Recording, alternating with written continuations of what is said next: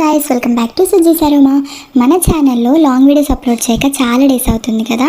కొద్దిగా టైం కుదరక షార్ట్స్ మాత్రమే అప్లోడ్ చేస్తున్నా. బట్ ఇప్పటి నుంచి రెగ్యులర్గా లాంగ్ వీడియోస్ కూడా అప్లోడ్ చేస్తుంటా. మీలో ఇంకెవరైనా మన ఛానల్ని సబ్స్క్రైబ్ చేసుకుని వాళ్ళు ఉంటే చేసుకోండి.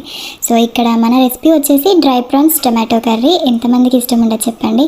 అండ్ ఇది చాలామందికి చాలా ఫేవరెట్ కర్రీ కూడా. టమాటో రొయ్యల కూర ఎలా చేసుకోవాలో చూసేయండి. స్టవ్ ఆన్ చేసుకొని కడాయి పెట్టుకొని ఆయిల్ హీట్ చేసుకొని అందులో డ్రై ప్రాన్స్ అయితే ఫ్రై చేసుకోవాలి.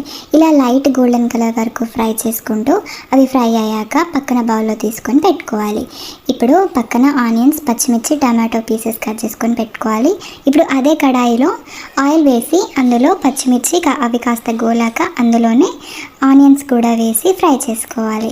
ఇప్పుడు అందులోనే అల్లం వెల్లుల్లి పేస్ట్ అలాగే టర్మరిక్ కూడా కాస్తంత యాడ్ చేసి ఇలా అన్నీ కూడా లైట్ గోల్డెన్ కలర్ వచ్చే వరకు ఫ్రై చేసుకోవాలి.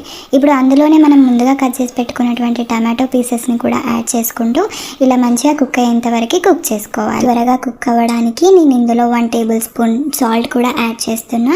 సో మొత్తం అంతా మంచిగా కలుపుకొని లిడ్ అయితే క్లోజ్ చేసుకోవాలి.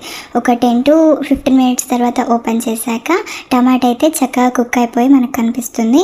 ఇప్పుడు అందులోనే 1 table spoon chilli powder and 1 table spoon coriander powder కూడా వేసి మొత్తం అంతా కూడా కలుపుకోవాలి. ఇప్పుడు అందులోనే మనం ముందుగా ఫ్రై చేసుకున్నటువంటి ప్రాన్స్ కూడా అవి అందులో వేస్తూ ఇలా చక్కగా కలుపుకుంటూ ఉండాలి.